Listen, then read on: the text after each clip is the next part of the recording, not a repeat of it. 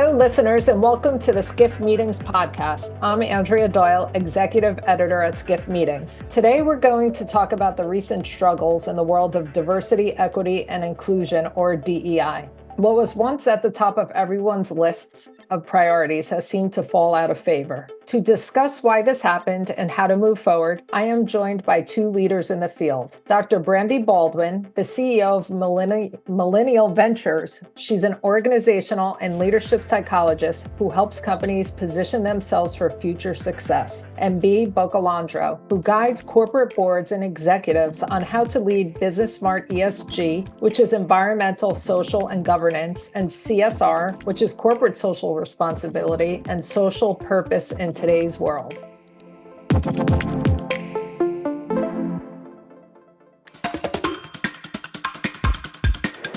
Thank you both so much for joining us today. So there was an influx of companies who created DEI departments and roles after George Floyd's killing in 2020. In both of your opinions, where does this DEI focus stand now? I could jump in first. So because I help companies with their corporate social responsibility and ESG, I was helping a number of companies figure out what to do. And, we did the best we could, right? Right. Many of my clients had large portions of their employee base furloughed. Some of them had just had to let go of 50% of their employee base, one of them. And I think that the response of a lot of executives was the human response to any problem out there, which is like, let's dedicate some resources to this. So let's hire someone, let's give them some money. And, that's what we can do.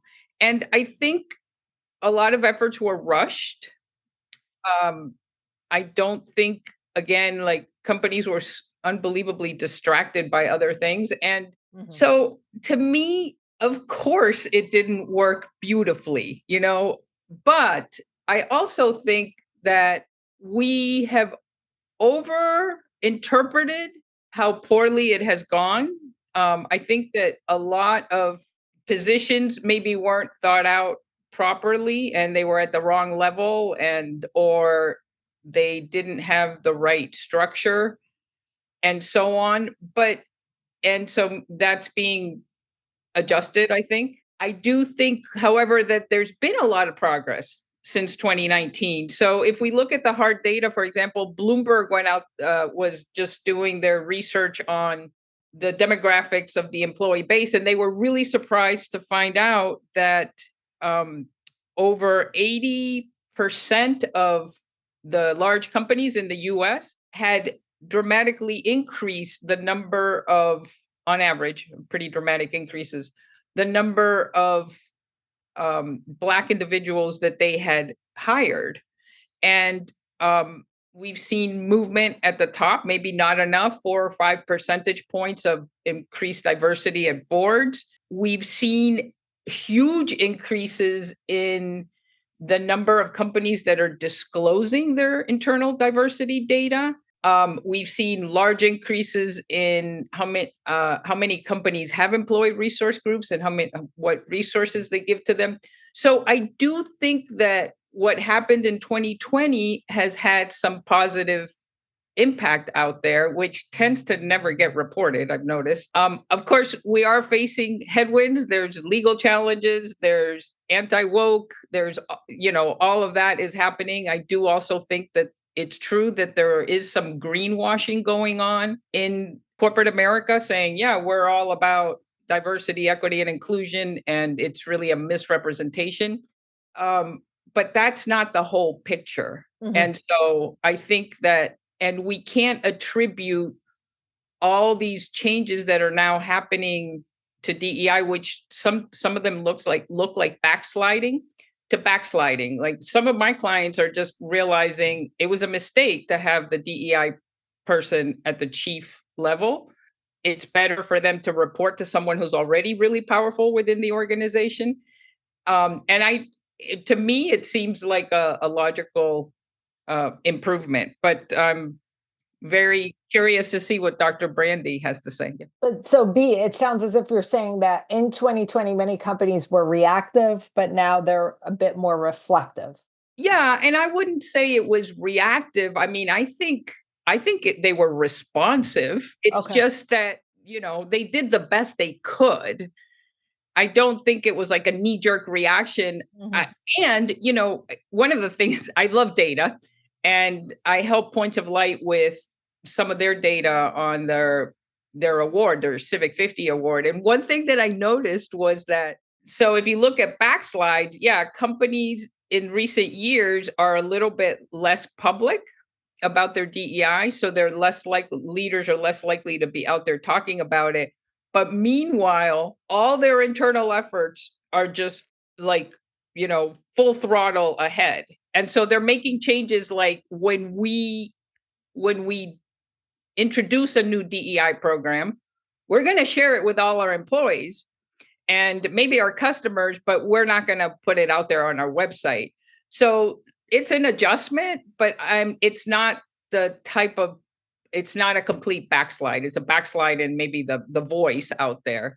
So I think that a lot of those adjustments are going on, but my impression, being in some of these conference rooms, is that most companies, most people at most companies that are behind this, they want to proceed with DEI. I mean, only 16% of employees are anti DEI policies out there. So they've seen this data, they see it in their own employees, and so they're trying to navigate forward. But there are a lot of hurdles, I guess.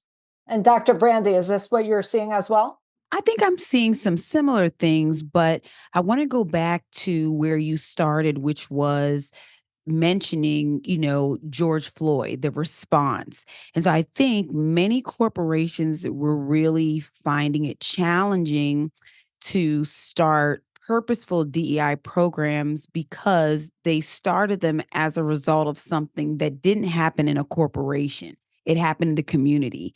And so, although absolutely there had been a gap, I think, in the corporate space when it comes to workplace equity, workplace inclusion, honoring diversity on a more consistent and persistent manner, just being more aware of all of the things that the outcomes that DEI is supposed to provide. I think where the confusion started was, okay, we started this as a result of something that happened out in the community, but how do we translate that into the corporate space? So what I saw early on was this sort of social justice take inside of the corporate context, rather than corporations saying, wow, there are some gaps here, some things that now we're aware of. Let's translate that into an organizational development strategy. Let's synthesize all of these potential gaps and resources, opportunities, and let's turn this into something that's going to support our business. And so, where I think a lot of organizations went wrong and hit some bumps in the road early on was that they just didn't have the guidance that they needed in order to figure out, how does this make sense? And so what you found is that first maybe 2 years, like 2020, all the way up until maybe early 2022, many organizations were still responding to things happening in the community. So, remember the Stop Asian Hate? That was a big thing. That was a response to something that happened out in the community. And many executives would come to me and say, every time something that, hits the national stage regarding, diversity, or that is, put in that category, do we have to respond to every single thing? We don't want to be tone deaf. We've been getting pressures from our employees to say something about all of these, like, politically adjacent, things. And they were trying to figure out, what does that have to do with our company again? What does this have to do with our bottom line? And I think for those that were fast and furious early on, they are the ones that, to Bea's point, maybe not necessarily backpedaling, but finally they're realizing that they need to be a lot more purposeful, gingerly, strategic, and make those business ties to DEI rather than these sort of political, emotional, somewhat reactive, social, the things that are happening in like mainstream social contexts, I think now corporations are realizing that that approach isn't sustainable. And as part of that change, it seems that many organizations are also changing their terminology. So, just recently was all over the news about the Society for Human Resource Management. That's the world's largest HR organization. And it announced that it was dropping the word equity from its inclusion, equity, and diversity focus. And its new acronym is just IND, which is inclusion and diversity. Do the terms we use matter? Love that question. I think of this in terms of maturity, right? This is how I like to think of this. So, for anyone who has children, when your children are smaller, you have to literally tell them everything. You have to tell them yes, no. They look at you for that structure, for those guardrails on every single thing they do. They only can take about 10 steps, right? Before they're able. My kids, uh, early on, before they reach for something, they're gonna look at me and get that approval. So when you think about the maturity, right, of organizations as they implement DEI in the beginning, I think it's very important to use terminology purposefully to define things to help people grasp and understand what are we talking about, because diversity to some people means race and ethnicity. To diversity to others means the full gamut, most of which are attributes that we can't even see by physically looking at someone, right? And so I think the terminology is great in those early stages. What I have found, and my background is in psychology, so I kind of look at things from a social scientist lens. But what I have actually found is there are many organizations out there that are quote unquote doing DEI. What I mean by that is they are very equitable. They honor diversity. They have equitable recruiting processes. They're making great strides to make sure that employees are having the resources that they need to do well at their job, and they don't use any of the labels, right, at all. And they're doing more DEI than the companies that are using the terms and always promoting ERGs and all of that. And so, but you have to be at a mature level of company culture to do that. And so I think in that sense, terms do matter. Now, can I go on a quick tangent about SHRM? Let's Every go. every time I hear this, I cringe. It's the irony. H and I love my human resource professionals. I love them. I don't envy their role at all, because I think many people go into, and human resources is a gamut, right? From benefits and this, but I'm talking about the people, folks. They really are trying to support the development, I believe, of an equitable company culture and learning and development, all those things. However, HR is the role I think that lets us down time and time again, because their role is to support the organization and the leadership and to protect the organization in certain ways. And so I found it almost like a self-fulfilling prophecy. Like, if any professional association was going to drop the E from DE&I, it would be the largest human resource organization in the world. And so what I would say about the equity piece is, inclusion is great. It's like social things. It's feeling included. It's the warm and fuzzy, of the DE&I, right? Diversity is not anything that you do. Diversity is really the outcome of an equitable and inclusive work environment. You will attract people from all different backgrounds, and it's already there, right? Diversity is present. It's about us honoring diversity. The equity piece, that's when we're talking about making sure that our fair work environment is a part of policies, is a part of procedures, is a part of formal ways of doing business. And I feel that was a misstep for them, number one, to even have to rearrange the letters at all. Like, it was not even necessary. They could have, without saying we're going to call it IND, and we're going to take out the E. By doing that, they almost elevated themselves as an authority to say that we even are seen as someone who can rearrange the letters of D, E, and I. So I think that was a misstep.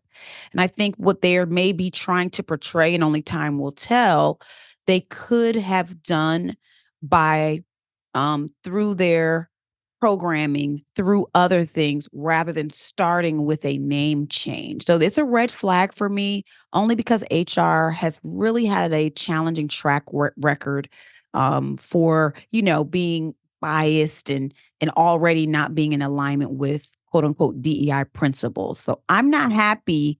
I'm not going to name the CEO of Sherm, but you might see a LinkedIn post from me about it. I think they have some work to do, and I think they need to get their own HR house in order for other HR things before they even get into the thick of DEI. So something to keep watching for sure. What is your feeling on it, B? Well, I mean, you're asking an author if words matter. So, I have spent like 2 hours on one sentence, right? So, of course, words matter. But I love what Dr. Brandi said, because we are our own worst enemy, I think, sometimes around language. And I love that model of like, just acknowledge that people are at the 101 level. So I was on a panel at one point, and the panel was supposed to be about innovative DEI practices or something like that. Frankly, I don't remember, and you'll realize why I don't remember right now. But two of the other panelists got into a discussion about the definitions. And I was like, how is this productive? We have 700 people in the room, and we could have, I mean, there were like these highlight things that their companies were doing, and we didn't get to it. And so I think that I have heard executives shut down um, when they used, the term equality instead of equity, shut down by others. And it's supposed to be a correction, but you don't tell your your 3-year-old, that is absolutely incorrect. You used the wrong word for, or you conjugated that verb incorrectly. So I think sometimes we're our worst enemy. Like if we, did the person that like shut down that CEO, could they really not tell that his intention was to help? Like, are we really that insensitive to allies jumping in and trying to do their part, but they're at the they're 3-year-olds, right, in terms of the vernacular. So I think it's like we shouldn't be talking this much about words, but we should be talking about the meat. And as an example of when words don't get in the way is like, what is this, right? I'm holding up the device that I carry in my pocket, right? And it's like, we still call this a phone. This is like, phone is so inaccurate, right? In fact, most people, like, the last thing they use it for is phone calls. First there's text, then there's social media, then there's email, then there's, WhatsApp. Like, phone is the last thing, but no one goes like, well, I don't know what you're talking about. What do you mean phone?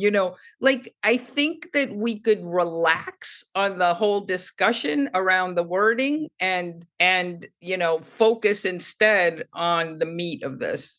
So it's not the terms, it's the initiative and the effort behind it. Exactly.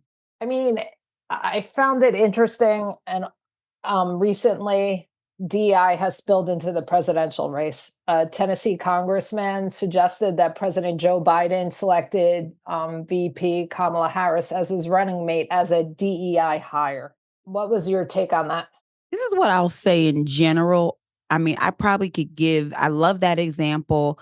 And we probably can think of 101 other examples, particularly since 2020, where I think DEI has been politicized and it has crossed over where I think we aren't understanding that the terminology DEI for me is an umbrella term.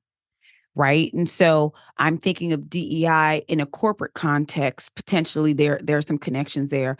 I'm thinking of community organizing. I wouldn't take an organizational development approach into a social justice or community organizing, just like I wouldn't take a social justice or community organizing approach into an organization to think that it's going to help in that context. So I think we have to be a lot more surgical, a lot more discerning and understanding, number one, that DEI is a large industry. It's like saying healthcare.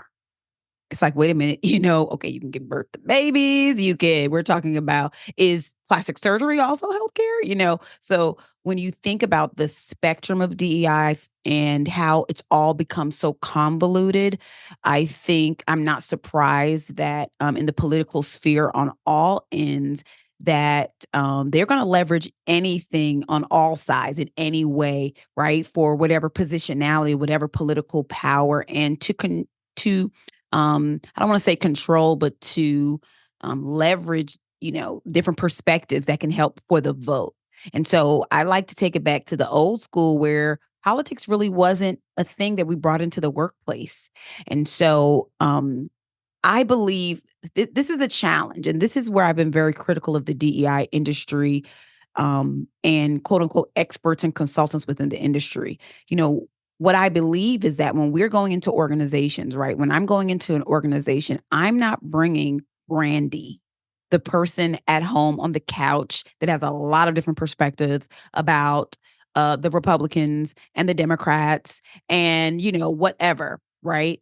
I'm bringing my professional expertise in organizational development, in employee retention, in recruiting, and all of those things. And I think it's very challenging because many people, especially when things were fast and furious with DEI in 2020, 2021, 22, they were putting their expertise, they were connecting their expertise with their personal identity. So there was a brand of those kind of DEI experts. Nothing's wrong with that. But as organizational leaders and company leaders, we have to start becoming very clear about the lens that quote unquote DEI experts are bringing.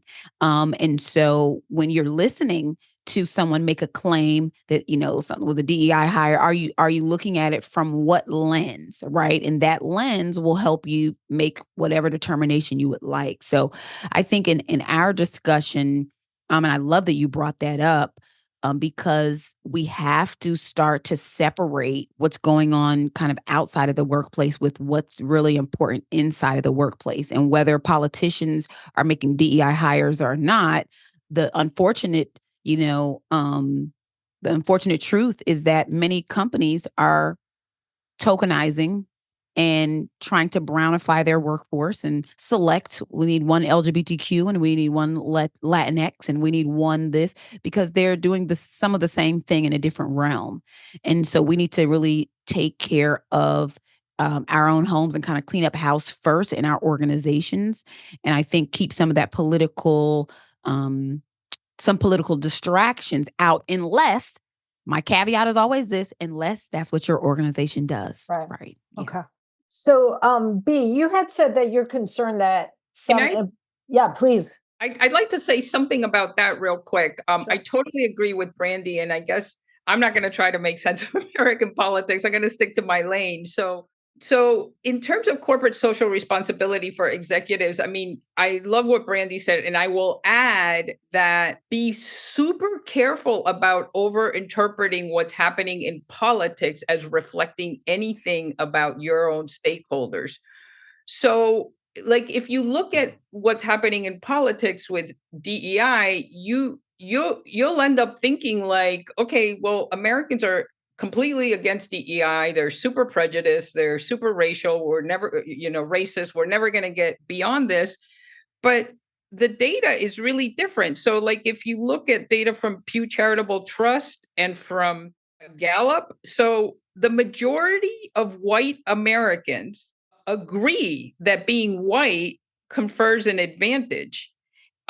Only 16, I mentioned this earlier, only 16% of Americans oppose DEI in the workplace, and only 21% of white Americans.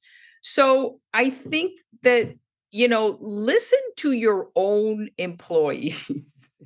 And then go to your customers, whether you're B2B or B2C. Either way, listen to your own employees and to your customers, and really do not try to respond to the political stuff out there internally in your companies. Like, that does not work.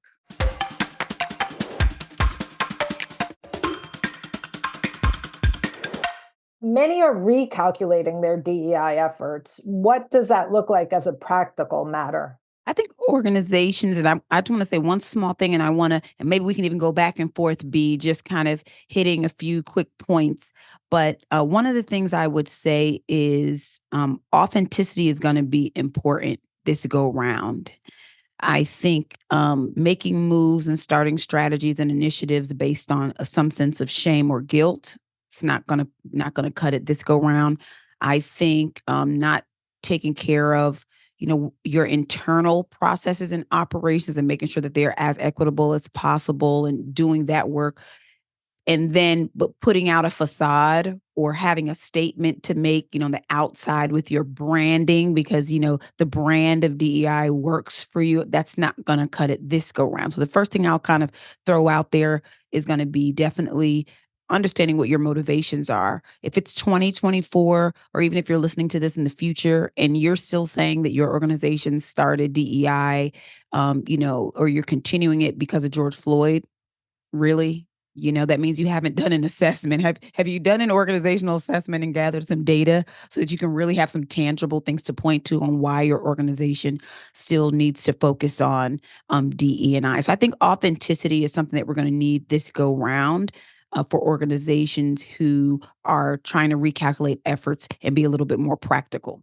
Yeah, I love that. I mean, what I would add is, one thing that I've done a lot in my life is to measure social impact. So I help companies with their CSR, and then like, is it doing any good? And I've even helped nonprofits with this. I taught this at Georgetown and at Boston College. Like, how do you determine whether positive progress is happening?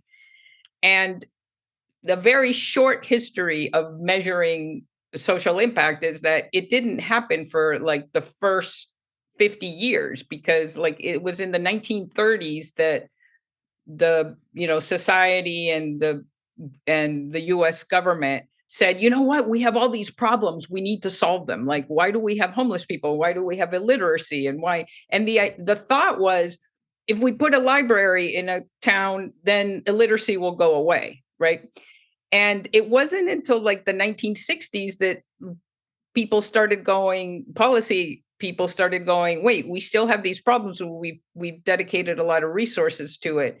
So that's when the term evaluation came into the world, where it's like, let's evaluate if things happen. It turns out that when you do the first thing you can think of to help with something, it doesn't help.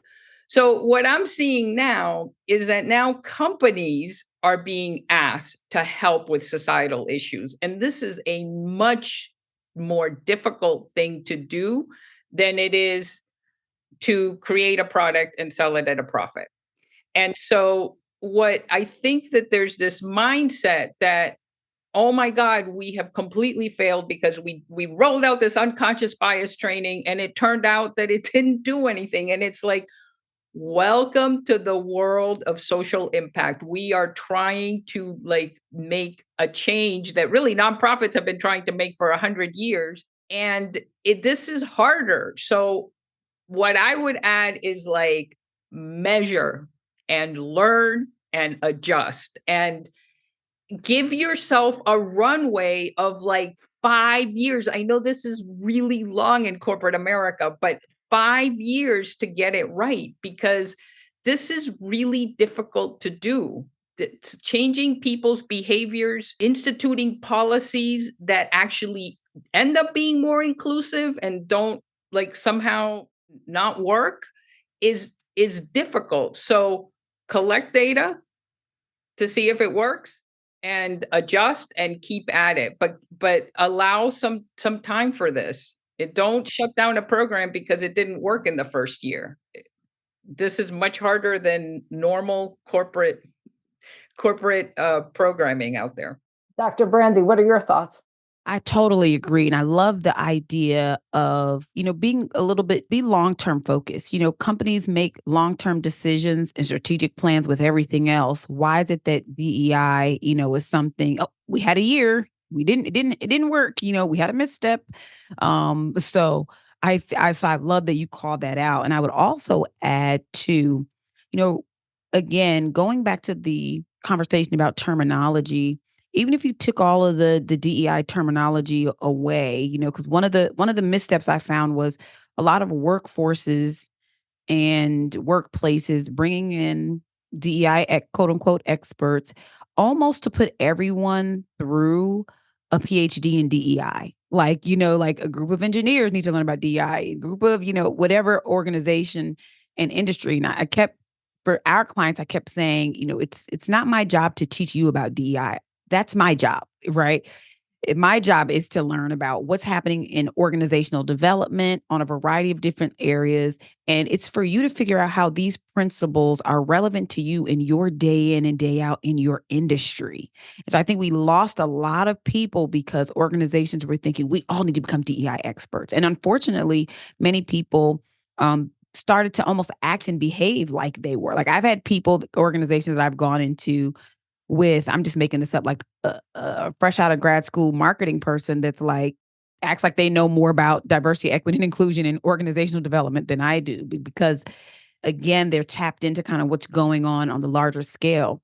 But I think a practical hack that I could give for organizations if they're kind of recalibrating is focus on the interpersonal, focus on the micro level.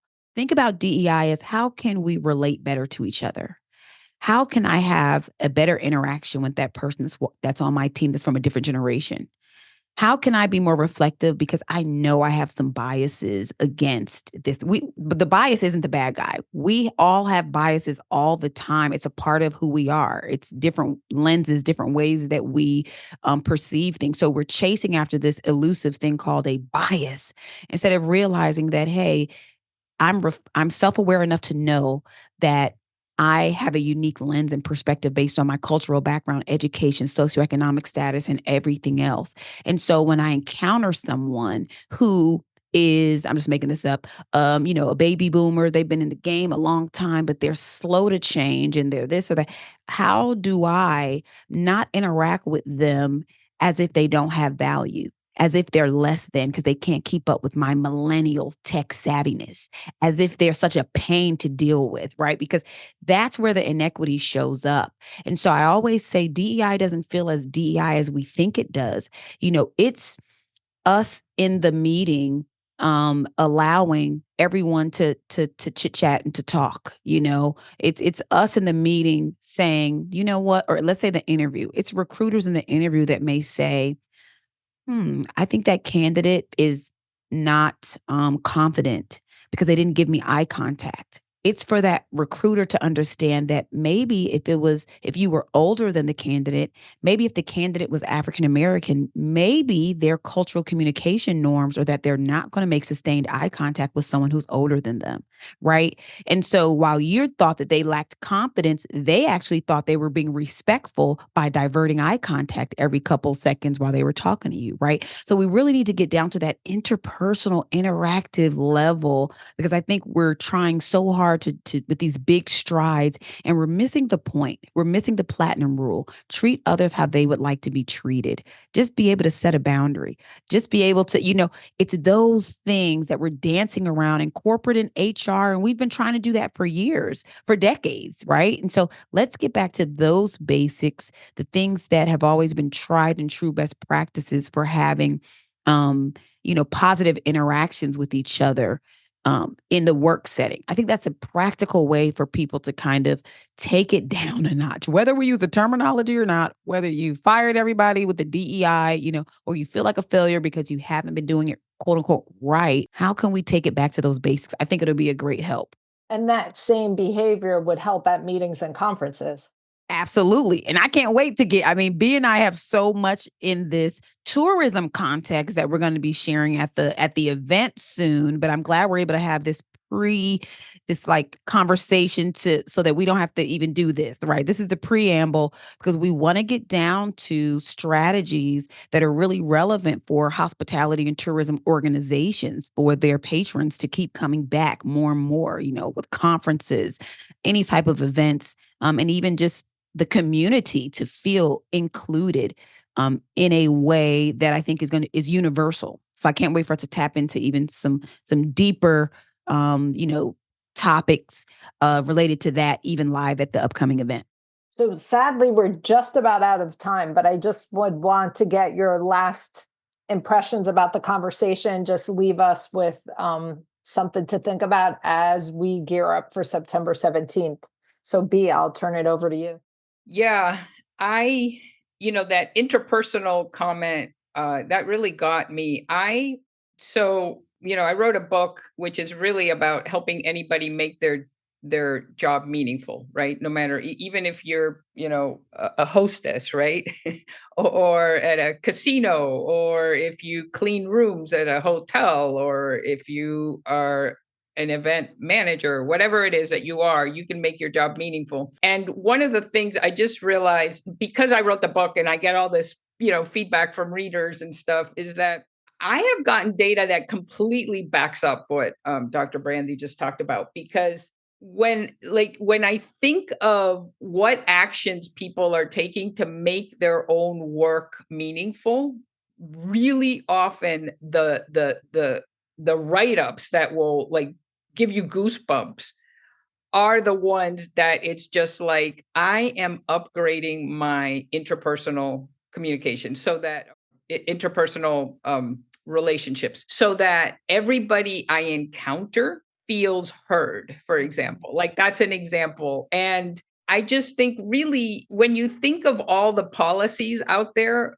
they're in service to that. If you're trying to make a hiring process more inclusive, in the end, what you want is to truly hear who that candidate is, and to have them feel like they truly belong in that interview, right? And then, so I'm just, I think that's like, if those of you listening, if you can just find a way to have this be much more commonplace, where the interpersonal relationships are positive in this way, that's the game changer. And by the way, there is data on this. So the military knows this from way back when, that really, when you have interactions that are positive like that, the mere interaction with someone who is different from you will reduce your biases and your prejudices. Like,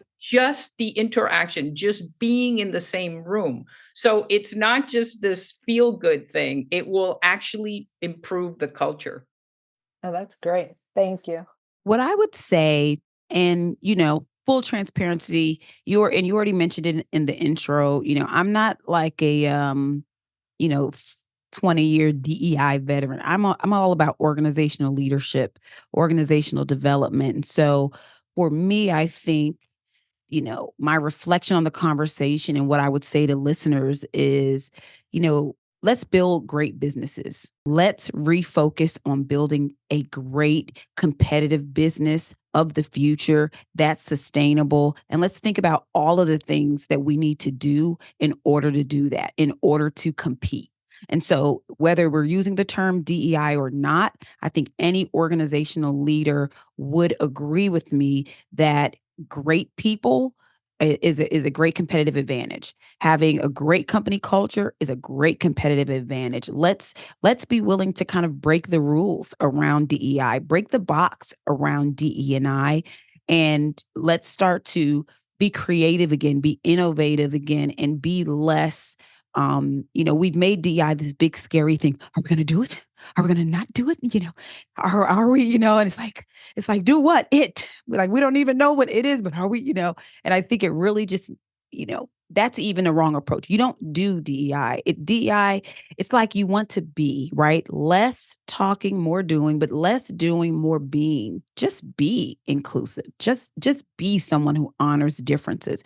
Be someone who is willing to show up as your authentic self and allow others to show up as their authentic self, even if they vote for a different political party than you do.